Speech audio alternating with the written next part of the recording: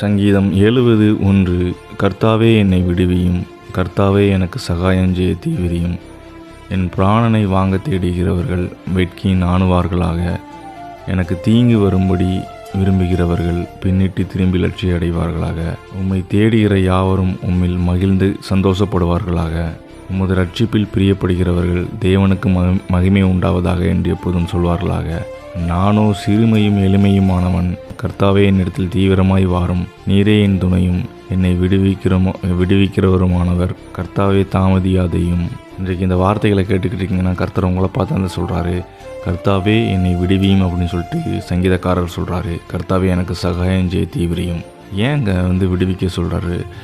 என்னுடைய பிராணனை வாங்க தேடுகிறவர்கள் வெட்கி நாணுவார்களாக. அப்போ இந்த பிரச்சனை அவருக்கு மட்டும் இல்லை, நம்மளுடைய வாழ்க்கையில் நமக்கும் நிறைய பேர் இந்த மாதிரி பிரச்சனைகளை ஃபேஸ் பண்ணிக்கிட்டு இருக்கோம். கர்த்தாவே என்னுடைய பிராணனை வாங்க தேடுகிறவர்கள்கிட்டேருந்து என்னை விடுவியும், என்னுடைய ஆத்மாவுக்கு சகாயம் செய்ய தீவிரியும் அப்படின்னு சொல்லிட்டு இன்றைக்கி சங்கீதக்காரர் இந்த மாதிரி அவர் கர்த்தரை பார்த்து சொல்கிறாரு. ஸோ என்னுடைய ஆத்மாவை விடுவியும். அதே சூழ்நிலை தான் இன்றைக்கி நம்ம நிறைய பேர் வாழ்ந்துக்கிட்டு இருப்போம். நம்முடைய சத்துருக்கள் நம்ம எப்போ நம்மளை காலி பண்ணணும் அப்படின்னு தான் நினச்சிக்கிட்டு இருப்பாங்க. அவங்க மத்தியில் கர்த்தர் நமக்கு ஒரு பந்தியை ஆயத்தம் பண்ணி நம்மளை விடுவிக்க கர்த்தர் அதற்கான காரியங்களை எப்போ செய்வார்னு நம்ம ரொம்ப வேதனையோடு உட்கார்ந்துருப்போம். உம்மை தேடுகிற யாவரும் உம்மில் மகிழ்ந்து சந்தோஷப்படுவார்களாக. உமது ரட்சிப்பில் பிரியப்படுகிறவர்கள் கர்த்தருக்கு மகிமை உண்டாவதாக என்று எப்பொழுதும் சொல்வார்களாக அப்படின்னு சொல்கிறாரு. அதாவது கர்த்தரை தேடுற எல்லாருக்குமே சந்தோஷம் எப்போவுமே இருக்கும். அவங்களுக்கு கர்த்தருடைய ஒரு ரட்சிப்பு, கர்த்தருடைய உதவி எந்த நேரத்துலையும் அவர் நிச்சயம் நமக்கு உதவி பண்ணுவார். நம்மளுடைய சத்துருக்கள்கிட்டேருந்து நம்மளை மீட்பார் அப்படின்னு சொல்லிட்டு சங்கீதக்காரர் சொல்கிறார்.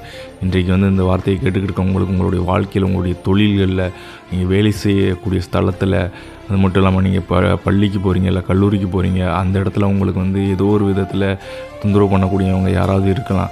ஸோ அந்த மாதிரி இருக்கிறீங்கன்னா ஒரி பண்ணாதீங்க. நிச்சயம் உங்களுக்கு வாழ்க்கையில் அந்த பிரச்சனையை கர்த்தர் மாற்றுவார். கவலையப்படாதீங்க. நானோ சிறுமையும் எளிமையுமானவன். கர்த்தர் என்னிடத்தில் தீவிரமாய் வாரும். நீரே என் துணையும் என்னை விடுவிக்கிறவருமாய் இருக்கிறீர். கர்த்தாவே தாமதியாதையும் அப்படின்னு சொல்லிட்டு சங்கீதக்காரர் சொல்கிறார். இந்த வார்த்தையை இன்றைக்கி நீங்கள் சொல்லுங்கள். கர்த்தாவே நானும் சிறுமையும் எளிமையுமானவனாக இருக்கிறேன். என்னிடத்தில் தீவிரமாய் வாங்க சீத்தைகளுக்கு செவி கொடுங்க. என்னுடைய சத்துருக்கள்கிட்டேருந்து என்னை நீங்களாக்கி ரசிங்க அப்படின்னு சொல்லிட்டு கர்த்தரை பார்த்து சொல்லுங்கள். நீரே என் துணையும் என்னை விடுவிக்கிறவருமாய் இருக்கிறீர் அப்படின்னு சொல்லிட்டு சொல்லுங்கள். ஆமீன்.